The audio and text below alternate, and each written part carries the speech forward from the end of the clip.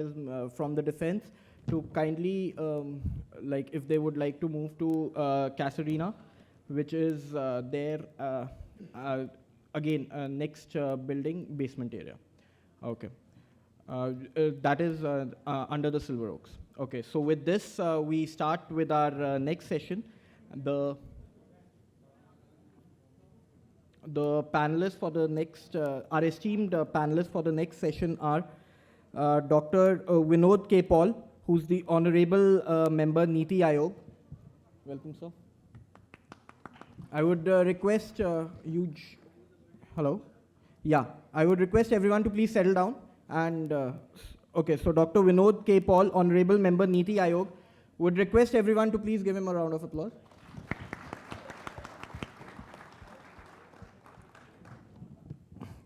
Dr. Aruna Sharma, she's the author, Distinguished Fellow, Scotch Development Foundation, and former Secretary, Government of India. Welcome, ma'am. We have Professor R. Sudarshan, who's Dean Jindal School of Government and Public Policy and O.P. Jindal Global University. Also. Mr. Ravinder Singh, who will be there with us after about 10-15 minutes. He's the Chief Information and Innovation Officer, Air Vistara. And finally, I would like to introduce our moderator for the day, Dr. Subhashish Gangopadhyay, who's the Managing Trustee and Research Director, Indian Development Foundation. And with this, I would like to hand over to Dr. Subhashish Gangopadhyay. Thank you, sir. Thank you. Thank you very much. First, I'd like to record our appreciation to Samir and to the Scotch Summit for allowing us to collaborate in this. I'm representing over here the India Development Foundation, or IDF, which is a research organization. But before we start, just some quick housekeeping announcements for this session, which is that we have the smallest panel and among all the sessions. So we thought we are going to maximize the interaction. Unfortunately, we are also running behind time, and we have been asked to try and catch up. I don't know how strict that directive was, but we will try. We'll make an honest attempt to catch up. So the way we are going to do it is the following. Remember that our topic is, thank you. Okay, we're just talking about how the session will run. So you've come in at the right time. Then I'm going to ask specific questions to the panelists who will respond. I'm going to ask specific questions to specific panelists, and they're going to answer. If other panelists want to add, subtract, or maybe give it a different twist, then they will say something on that. I want to maximize the interaction with the audience so that we are going to finish within 20-25 minutes, the discussion here, and then move to the audience. Yes? Now, our topic of discussion today is the art and science of economic policy. This is because of a recent book that was published by Dr. Vijay Kelkar and Dr. Ajay Shah in service of the Republic, the art and science of economic policy. Now, the operative words that we are going to discuss over here are art, science, and economic. Okay, so please, when you're asking questions, keep those three words in mind. Questions should be relevant to them. Yeah. Now, I'll start with the first question, and I'll first turn to Dr. Vinod Paul, and I want specifically to ask him this question, that is there a way to distinguish between the art and science of economic policy, or are they too integrated to know where one ends and the other begins? Okay. And if he could give an example of what he means by this distinction, or being able to draw this distinction, or not be able to draw this distinction, that would be highly appreciated. Dr. Paul. Thank you very much. Thank you indeed. Thank you, Scott, for the opportunity. I enjoyed reading this book. I recommend that this book be read by all of us stakeholders in public policy discourse. So you asked a very pertinent question, and I take a cue from the very core message of this book, which to me as a non-economist was very fascinating, and it resonated very well. The authors say that market failure. I'll greatly appreciate silence, please. You're disturbing everybody. Thank you. Thank you. The authors state very emphatically in more than one place about the role of the government. And the catch line on page 374 in their concluding sections is that market failure is the technical core of public policy. And as I said, I'm a non-economist, I'm just a doctor. It struck a chord in my mind, truly. And then, of course, we all know that they have in this book, and in general, I have identified and explained 4 dimensions of market failure, namely externalities, asymmetric information, market power, and public good. Then they say on page 12, elaborate on this statement that I gave in regard to the purpose of governance. It says, and I quote, purpose of governments is the following: the free market does not on its own solve these 4 kinds of problems of market failure. The interventions by the state should be primarily located around these 4 problems. And when I apply this to health, there are at least 2 very major, very important market failures. One is externalities, because what happens to health has a lot of things to do about beyond individuals and so on. And even more special and difficult and deep and complex is the other market failure element, namely asymmetric information. In fact, economic books and articles would often make health as a test case for stating where asymmetric information plays a role. And therefore, this is a sector where these 2 major issues are integral to the whole paradigm. And therefore, there must be a role for the government. And then, how does the government undertake that role, address that role, and be an enabler of better health of people? And now comes the notion, the specific question that you asked: is it art, it is science, a combination, and so on. In the heart and at the core of today's health system, healthcare paradigm is science. That's where it starts. That's where it is distinct from the pathies of the yore. Medicines, science of chemistry and biology, devices, physics, chemistry, technologies, and so on. Vaccines, oral rehydration solution. These are all products of science. So today's healthcare is based on science. Even preventive approaches are based on science, that alcohol does something bad to your liver, comes from science. Therefore, when we pick up interventions, we base it on science. It must be based on science. What works to change the healthcare status of an individual is truly based on science. And now, this is a norm. When WHO will state this is something that works, my ICMR will state something works, it's based on science, and there are methodologies to ascertain the science. There are health technology assessment systems that are there. But when it comes to applying this science and taking it to people, the art part comes into picture. Because we are not always sure how a vaccine can be taken to the people in a given context, and the context varies every time. We are not sure why there are non-users or utilizers of immunization services. We don't know how to change habits of adolescents in terms of wearing helmets, for example. Every hour, 4 motorcyclists are killed, and we still don't wear helmets. How do you change this? Part of it should ideally, it should also come from science, that we must know, must have that kind of a data. Often it does not happen, and there our intuition, our learning while doing comes in. And that brings me to the last point.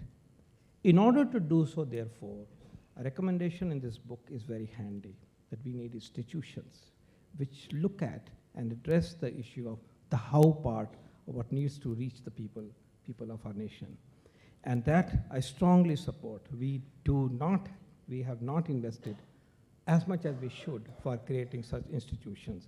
In fact, the book says the only way to run the 50-year marathon is through building institutions, and it says we should pursue institution building rather than GDP growth, unquote. And my last message is the economists here.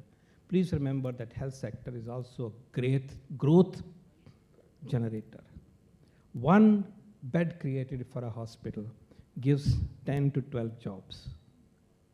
And good life, healthy life is related to better productivity. Please don't forget that health is also an engine of growth. Thank you very much. Thank you very much. I'd like to go to Professor Sudarshan, because when he talked about the distinction between science and art, he clearly said that the science was the scientific part, or the literally hard science part. But I think what the book is actually talking about is the science of public policy, which is not just the implementation part, but also what constitutes a public policy, whether a public policy should be undertaken or not. Any comments on that, please? Thank you. No, just to set the context, we have all these disciplines, economics and political science and sociology and so on. Before they emerged, when Isaac Newton was elected to the Lucasian Chair in Mathematics in Cambridge, his subject was described as natural philosophy. And he spent a lot of time on theology. There were none of these distinctions. It's with the phase of the European Enlightenment that, and the advances of science, that the social sciences begin to adopt methods of the natural sciences. So as a preliminary remark, I should say, for economists, in order that they be humble, Peter Medawar, who got the Nobel Prize in medicine, biology, remarked that economists try to imitate the methods of the natural sciences, but the planets move in the way they move, regardless of the theories you have about them. But human beings, the moment you have a theory about their behavior, that theory will influence their behavior. And therefore, when you're dealing with people, you cannot simply translate the methods of the natural sciences. And therefore, economics should be strictly and accurately called an unnatural science. I say this because, you see, there is a certain, what I think we have learned is that policymakers need to be a little humble. If you think that you've got the science right and you've got it all fixed up, it all seems very accurate and measured and so on, you're dealing with people. And the main thing about human beings is they would like predictability in life. They would like stability, which is emphasized strongly in the book by Kelkar and Shah. But they would also like themselves want to be unpredictable. They don't want to be robots determined by somebody else. So this is the situation of human beings. They would like predictability in life, but for themselves and their own actions, they would like to be a bit unpredictable, because their sense of freedom comprises in that unpredictability. So I think the combination, it's not really science or art. I think we have to think of it more holistically and to know that we are dealing with human beings, and that the science part deals with what is predictable about human life. That most of us go to sleep at night and wake up in the morning, and we want jobs, we get married, and we have children. All those are predictabilities in human life. But there are some essential unpredictable features in social life. There's the element of luck, there's the element of, fortuna, as Machiavelli called it. And we must be mindful of that. And therefore, in the framing of public policy, it's always, there's got to be a certain amount of discovery. You cannot be sure. Thank you very much. So, whereas Dr. Paul did draw a distinction between the science and art, Professor Sudarshan is of the view that that distinction may not always be drawable. Now, my job here is to just bring out what the panelists are saying, so we can have discussions on this later, right? So if you hold an opposing view or you want to support either one of them, that's fine, but we'll wait for that. Dr. Paul did also mention something which is very interesting and which I would like your position on that. He mentioned institutions. Now, and by the way, I'm an economist, so as economists, we ask the question that do we need the institutions first and then design the policy? Or since institutions have a legacy in most societies, so we take the institutions that we have and then design a policy that suits the institutions that we have. And hence, we may end up with not an ideal situation, but which will certainly be incrementally better than what we have now. Your thoughts on that, Dr. Sharma? Thank you so much. In this, I prefer to call myself as a practitioner development economist. So my view will be absolutely that of a practitioner and not so much of a theory part of it. By the way, I said economist just to confess. Yes. You don't have to, others don't have to confess. True. So now here, what you are saying of the science and art part of it and the institution building in it, my understanding of science, and when I went through the book and the public policy making throughout the life in career, it is more that when we are talking of science part of it, it is, my understanding is a paradigm shift for holistic approach. Our public policies are becoming patchworks or knee-jerk reactions. And art of it is that how that holistic approach, we, by public participation, we are able to develop system-based, not personality-based. What survives is system-based. And the moment we approach to it in a system-based, then comes the institution, which will sort of make it sustainable, and it has to be dynamic. It cannot be sort of itched on raw. It has to change as we move ahead. I'd just like to give you a small illustration, two small illustrations. Like if you're talking of social protection systems, we have so much of databases digitized. The time has come where many state governments, and we did it in Samagra, where we have a common household database. And everybody works on the same database. So you have a horizontal line as to what all social protection has gone to that particular family, what economic status is there. Now, it's a wonderful databases spread over 8 states and 3 countries. So that's one example. Another example, if we don't have a holistic approach, I'll take Swachh Bharat Abhiyan, such laudable step taken ahead. But if it is not supplemented with the sanitation part of it, we have a problem.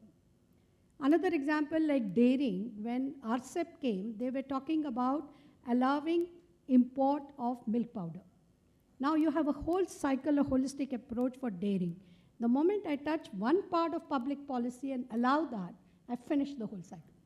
Now this is where the institution has to have a hawk's eye, that we are having a holistic approach into any of the sector we are touching, no knee-jerk reaction, and the art of it is how we make it system-based. But you still did not answer my question. Right. So, Sorry, Yeah. to reiterate, which is, are institutions given to us and we work with whatever institutions we have, or do we first build the right institutions? See, actually, we should not waste time in rebuilding. We can transform the existing institutions, because institution building is a time-consuming job. You start today on a scratch, you will end up 10 years down the line. We do have excellent work being done, but again, I'll say it's done here, there, everywhere. There is no consolidated way we can do. So best is the existing appropriate institution should be made to go ahead with it and go ahead and deliver the results. Because ultimately, public policy has to be result-oriented and sustainable result orientation. Thank you very much. By the way, I do appreciate your first part of the answer, because you have added an additional dimension to what Professor Sudarshan was saying, and actually have drawn closer to Dr. Paul in the sense that you're saying that there is a science of designing the system by which the public policy has to be implemented. So thank you for going beyond the question. I would now like to call upon Mr. Subhamay Bhattacharya with a very, not the first time in public.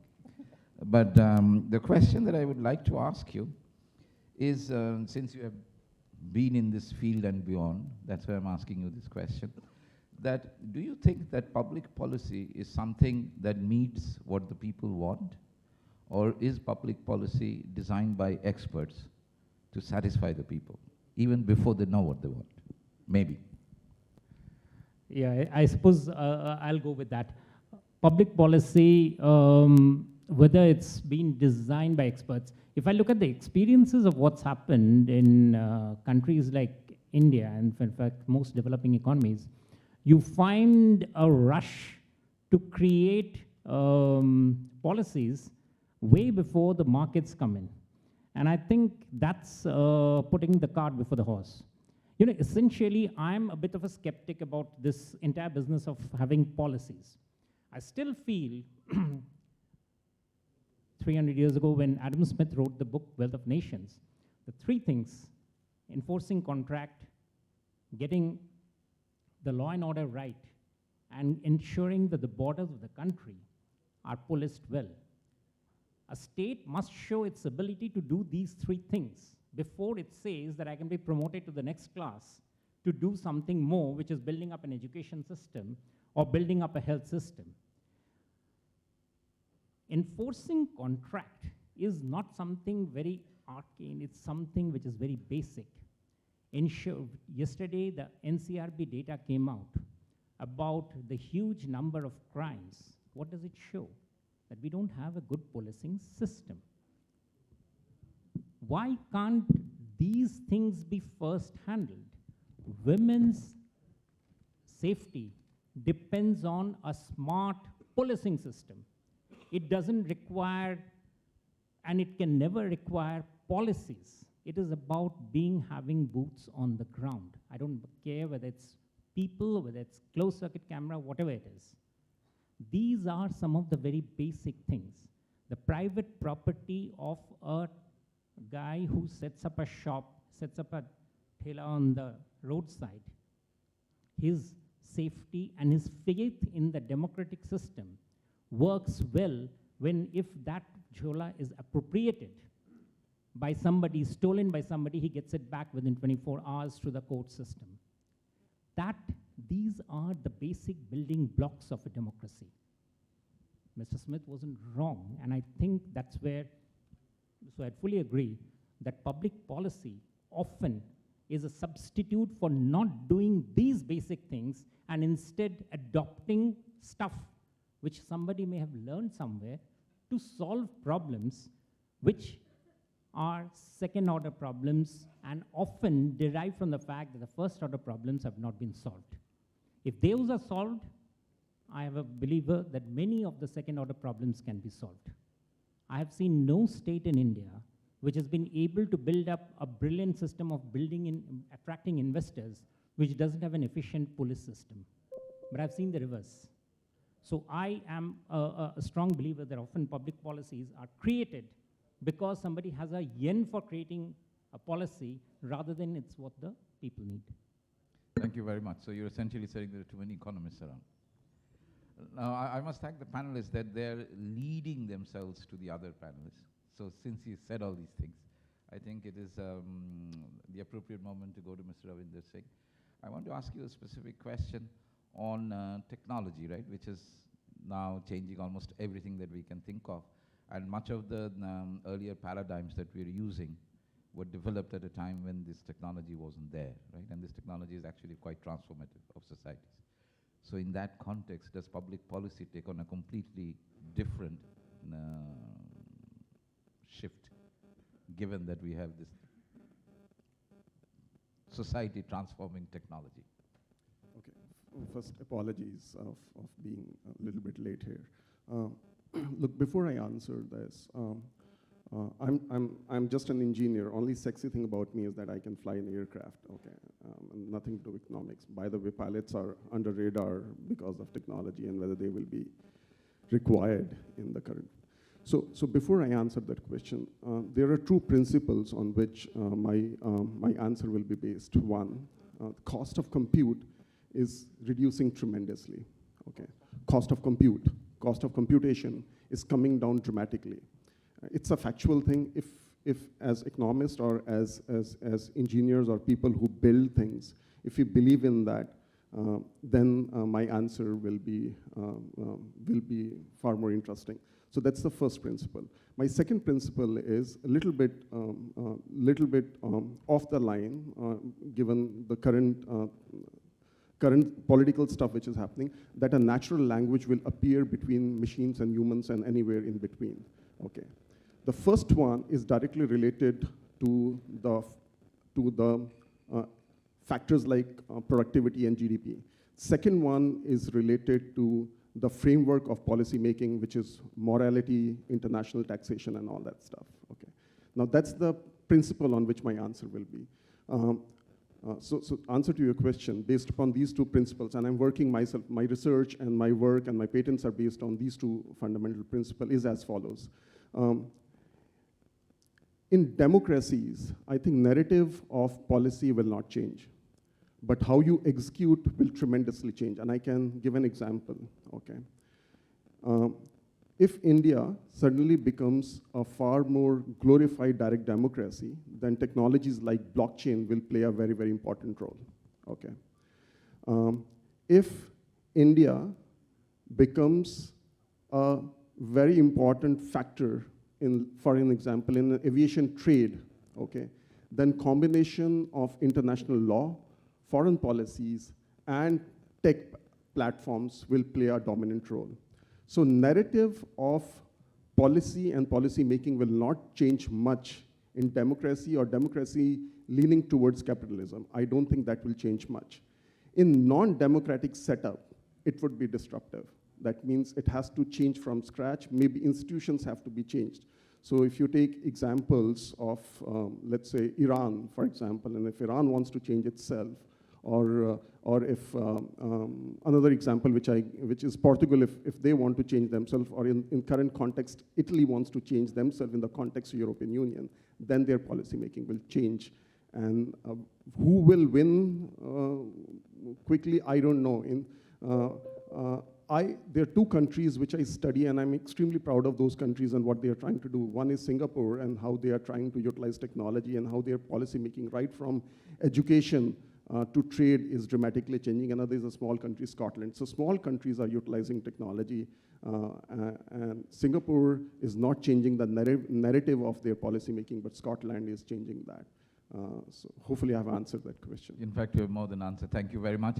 I must say that we should thank the panelists because they have been very clear, to the point, and timely, right there. So does anybody want to add anything to what anybody else has said? I'd like to add. Yes, please. I want to pick on the notion of institutions. No, not picking on fellow panelists, please. No, adding. Okay. You see, as practitioner of medicine and practitioner of health policy now in my current role, it's on the issue of institutions, existing versus the new one. The simple answer is we must make the best use of what we have of our institutions. And we have plenty. This nation has created many, many great institutions. And therefore, avoid knee-jerk policy making as much as possible. I endorse that idea.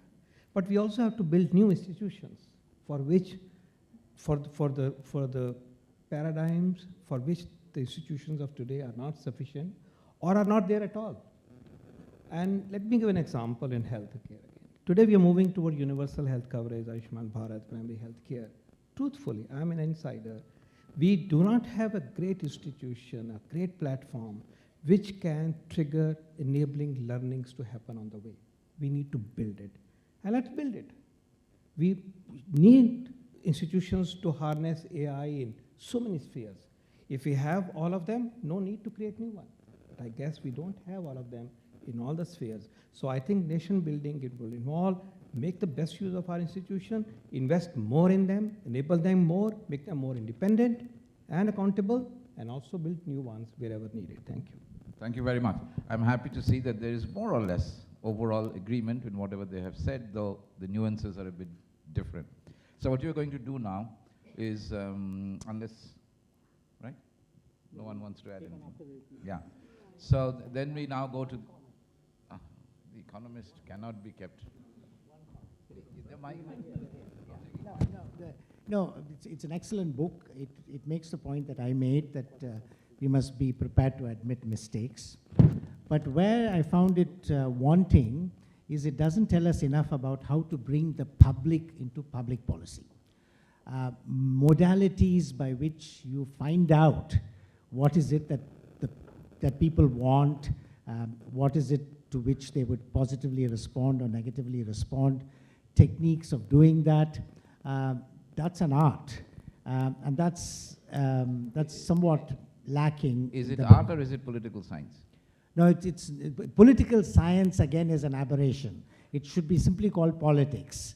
There's, trying to pretend it's a science is a mistake. That's the economist for you. Okay, now I'm going to go up there so that I can see the audience. We are going to take questions from the audience. We will go, first on this side. Are there any questions? You said no or yes? Yes. Mike, please. Thank you. This is for doctor. For equal and quality health system, the government is doing very less. Sir has to contribute more on that. Equal and quality hospital services. Please, I want to reiterate, art, science, economic. You have to ask questions that are relevant to the topic of discussion, please.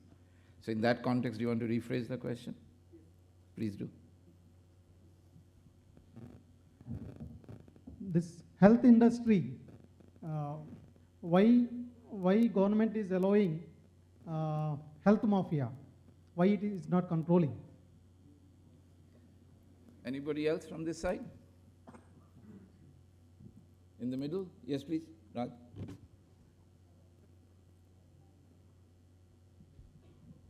Okay, my question is, there was a debate surrounding the need for whether we should build new institutions or we should build capacity for older institutions, and Subhamoy's point about the fact that we should focus on fundamentals. One, Subhamoy, that can we afford not to do everything at the same time, a large country like India? So we need to do what you said, which is threshold, but can we just do only that? And secondly, while we need to build institutions, we are also simultaneously facing a problem of destroying many institutions. How do we ensure that we nurture institutions so that we are not constantly involved in the project of destroying and undermining many existing institutions? Because institutions are so path dependent, how you start makes a huge difference.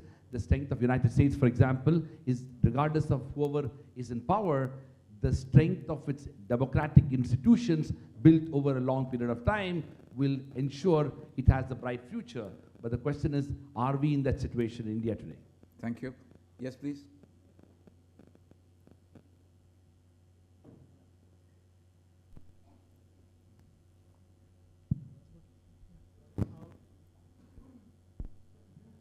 Yes, please.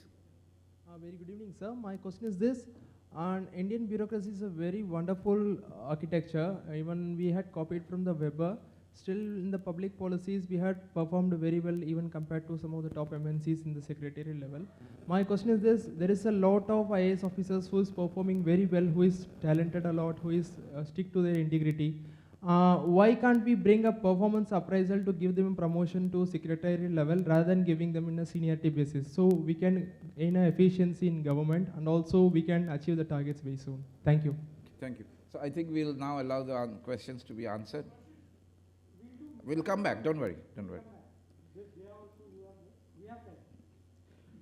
Because of your good behavior, Mr. Co-Chair has extended our time. No, I give you the reason. Good TRPs. I'm told that a lot of people are watching this panel on TV.com today.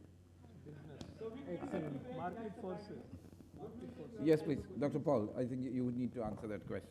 But very quickly. Well, I think the first question is very health mafia. The government stands for the health of the people, welfare of the people. All mafias have to be put in their place. We are doing enough. We'll be happy to do more, whether it applies to mafia A or drug mafia, this mafia, pharmaceutical mafia. And so there is no question. It's a matter of how we do it and which ones are the ones to be addressed. On the institutions, I have already spoken. I think it's now for others to take. I stand for strengthening our institutions, enabling them, investing more, making them, very vibrant and using their knowledge, and also hold them accountable. We must be able to do what we were established to do and evolve with time. And the promotion issue is a very specific one. Maybe somebody else can answer. Thank you. And which need not be, though it's a good point that has been made really, but I don't think this is the forum in which that can be answered. But Raj's question, I think, needs to be answered. Yeah, he talked of health mafia. Is it a surprise that officers who have not learned how to handle law and order in their presence will be falling prey to health mafia, the more sophisticated goons that infest the corridors? Let's get the first principles right.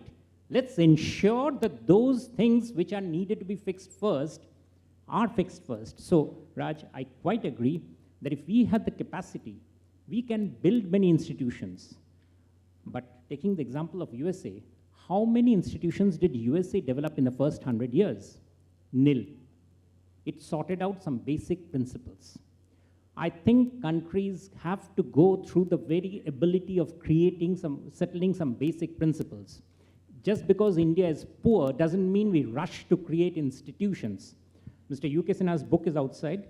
Mr. U.K. Sinha told me, and that's right, the number of regulators in India have now crossed 50. What gives? Every sector has a regulator. There are sectors where there's a regulator, there's no sector. Why do we need those? It's just creating, the gentleman there pointed out about the problems of too many bureaucrats. Yes, exactly. We have too few bureaucrats, just 30,000 handling central government, and too many of them are handling two useless things. Let's first get some of the basic stuff right. Once we have got those, and then we will automatically get the idea of sequencing. But not having done that, today our children are on the streets talking of some very basic stuff. The reason why institutions are not working, I believe, sir, is because many of the institutions, frankly, don't belong. Okay. The institutions which belong, people come out on the streets to support them, to ensure that they are not obliterated. That's the short of it. Those which, of those 50 which is there in the listed, they can give a quiz here and people will not be able to find out what the full form of those abbreviations stand for. I rest my case. Thank you. Aruna, you wanted to add something? Yes, I'd like to comment the question which was talked about the health mafia, related to institution. You had public healthcare institutions, and consciously we have ruined those institutions. Now the whole focus has to strengthen them, because that is where they talk of the locality care, healthcare, preventive cares. But we have been dabbling into a number of things. Any policy making has to have a double conduit, top down and bottom up. Only then you will have a sensible thing where every stakeholder has a voice. We are able to listen to that voice and come to a decision. I'll tell you, the steel sector was sinking. We put it on a web, our policy. Nationally, internationally, every person was commenting on it. And my joint secretary was literally doing a match the following. There's a suggestion, we adopt, we don't adopt. If we don't adopt, why we don't adopt? And these cycles we went, and that's how the whole sector revived, where marketing is taken care of, production is taken care of, raw material is taken care of. So that kind of a holistic approach, unless until we go for every sector, we have, and like you rightly said, so many regulators. My basic work has been, you'll be amazed to know there are 2,400 schemes for development. Now, no human brain can comprehend them. And money, 1,200 crores per district, 1 crore per panchayat. No salary in this. Who says we are poor? So that's the point. You use the word poor, so that triggered me to speak about No this. rhetoric, point made. Let's move on. Yes. So now, when you're talking of the promotions, what I'm saying is your job is to deliver. Deliver it systematically and be system-based, not personality-based. Your work, your promotions, your recognition will follow. Your good work will follow. You have to take a tough stand. And I can feel his anguish, because when you don't deliver, you don't do a tough stand of law and order, then nothing will work. Nothing will work. So please take care of that. Thank you. In fact, the teacher, when I was a student, told me that the good are good in spite of the system. So you're right, I guess. Two other fun facts.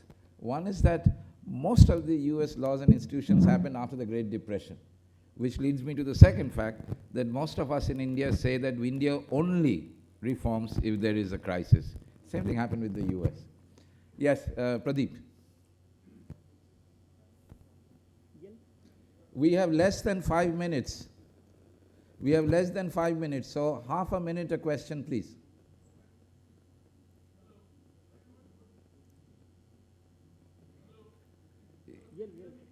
Yes, we can. I can at least.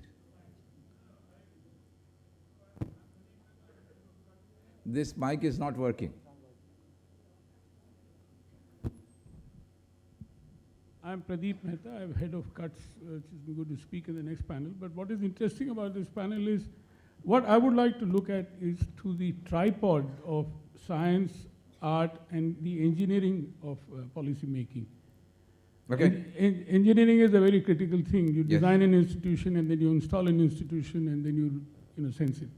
And that is something which I think the panel should recognize, that engineering becomes very important. Raj made a very valid point. Why do we talk about new institutions when some of the existing institutions are already differing or going to degrade? Now, I just want to refer to the book.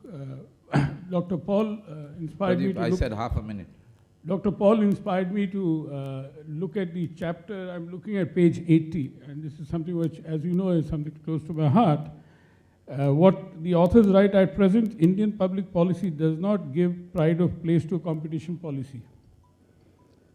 Far from always promoting competition, many state actions at present hamper competition. There were references made in the other panels as well. Pradeep, please. But you what do I would this like in your panel, now why in my panel? No, my panel doesn't allow me to speak about this. Neither do I. I promise you, neither do I. You wanted to refer this book. No, I don't. It's okay. Thank you. Thank you. Yes, please. The lady in front. Hello. My question is, what is the future of role of public opinion in public policy? What the role of crowd science in public policy? How Good. do we see in the future? Yes, please. Well, this is more an idea that I'm throwing based on the recent remarks made. For instance, the CGHS, the Central Government Health Service, is a huge repository of detailed patient information, but all of this is on paper, and it is in various small towns where there's a record of each person's claims and his medical history. Now, if you do a big data analysis, you do run some artificial intelligence programs and deep learning, as you were talking about, or maybe, let's say, generative adversarial neural networks, run some convolution neural networks on all this data, you could probably revolutionize the entire international medical care, because that's such a huge repository of data going back. And if you can look at patterns, you can very clearly be able to predict that which area is going to get a disease, or which person is going to get a disease. The question, do you have a question? Do you have a question? No. Okay. Yes, please. I'm sorry, after this I'll move to this side if there are any. And that will be the end. Good noon, honorable panelists. I would like to ask that if we see the Western concept of development and science, it is said that it is one kind of victory over the environment. And a recent approach of US President and all, regarding climate change shows major threat to sustainable development. How we can assure with the Western concept of development? Thank you. And one more. When we see the higher and higher, a strong and strong party in Lok Sabha, we see the weakening of the institutions.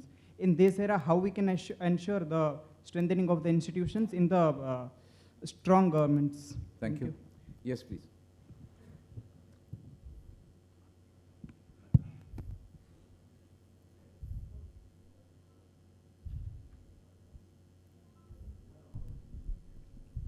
Yes. Can you hear me? Yes.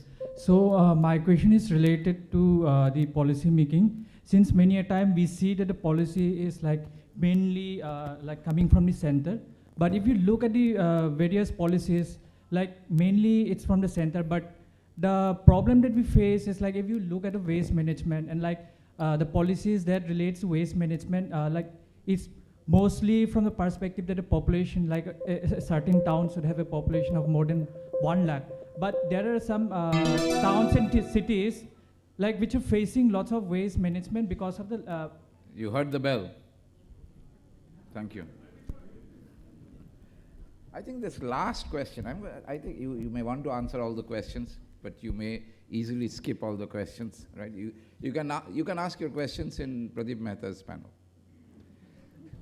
But I think this last question is something that we must answer, because indeed we are trying to do local level policy making at a distance. And that is because our third tier of government, which this book also talks about, is completely a joke. They have no authority, no power, no ability to control funds, and yet they are expected to deliver everything that we think of in Delhi. I think that needs to be addressed. But it's up to you, of course. Starting with... No, we'll start with... We'll now quickly go down the panel. Nobody will get more than a minute, so better choose your answer. All right. No, I think it's very important, and the book does emphasize the necessity for genuine decentralization. Because the normal human tendency is that decentralization is a good thing, but only up to my level. And so the state governments have not decentralized any of their powers, finances, or functionaries to local authorities. Now in this we have a lesson to learn. I mean, there's a term that has a Catholic origin from the Vatican. It's called subsidiarity. And that refers to the fact that you deal and tackle with problems where they are felt. And it's only when at that point you're unable to deal with it, you may need to go to a higher level. And many of the problems that you mentioned, like waste management, are all very local. And if we could only strengthen our local governance and enable policy-making power, because you see, they are more in contact with the people. My main concern is how do you get, and somebody made the comment about how do you factor in public opinion in the making of public policy. Unfortunately, if you think of public policy as a realm only for experts, and you cultivate a cult of expertise, we are in a problem. Of course, the public will not know whether a water-cooled nuclear reactor is better than some other reactor. But the public has every right to express its opinion on whether you want nuclear power or not. And if the public thinks it's very unsafe and they don't want it, that in a democratic policy makers must listen to. So I would say that if you genuinely decentralized, you will solve a very big problem that policymakers have, which is how to get the pulse of what is it that the people are thinking and want. So the answer to how to bring the public into public policy consists in also decentralizing and trying to solve problems where they are experienced. Thank you. Thank you very much. I think this is a good point being made here, because we are a country of example seeking, right? Seekers, right? From rent seekers, we have become example seekers. All our arguments essentially rest on an example we have been able to find somewhere else in the world. Okay. And we use the US, we use Europe, we use even China. And every single one of them have much more effective decentralization than we have. So the most critical thing in the way we think here of democracy does not exist here. And we yet try to pick these things up as examples for us to follow. Yes, please. Yeah, I'll just like to clarify here.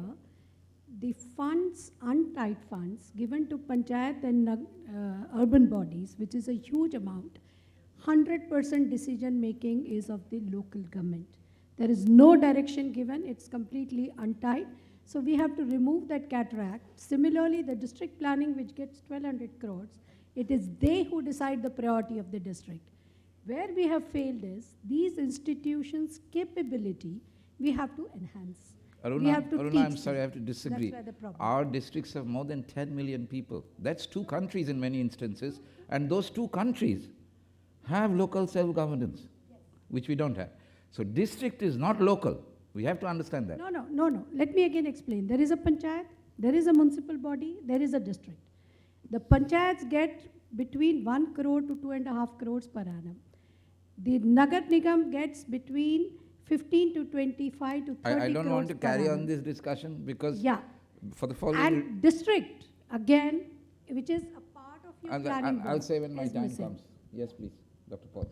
Do you have, if you have anything to add? No, I indeed have a very strong view that for social sectors, in particular health, nutrition, education, truly there is a very, very important role that must be accruing to the local bodies. I see that challenge even more so in the urban areas, because in urban areas organized structures are not there, and how do we reach the local communities? Certainly this role must be enhanced and strengthened, and we at NITI are very mindful of this, and we are working on this in our own way. Shubham, do you want to add anything? You may duck if you want. Just, I think I've said enough. Hey, thanks.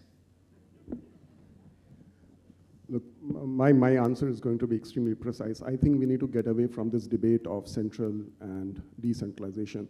Policy making has to be, most of it has to be converted into an algorithm. So if there is corruption, everybody knows about that particular corruption, should be transparent. Distribution of that policy should be directly related to opinion, and you hinted on that aspect. Should be each and every citizen should have a node, and that node should depict what consumption of that policy that person has done and what is his opinion on it. So I think we need to get into the solution mode rather than just debate on this centralization and decentralization. Thank you. Thank you very much, and I'm very happy that we ended with an engineer. It's because we have to do systems thinking, because that's what engineering teaches us. And indeed, many of the discussions that we were having today was looking at different parts of the system. And any part we look at, and even if we solve for it, will not work if other parts are not solved too. And this is the thing I want to say. I'm sorry, Aruna, since I have the mic. So I'm going to say the following thing, that when we mean decentralization, we don't only mean funding. Today, as a panchayat leader, I know I will not be able to be the leader in the next round, because who will be the leader in the next round is written down in law. So all the incentives that work with finance are gone. So it doesn't matter if they have the finance. And that would be systems thinking, that everything must be consistent such that we get the outcome that we want. So I'm very happy that we ended with that, because I got my idea across. So thank you very much, and let's give a big hand to the audience and the panelists. Thank you.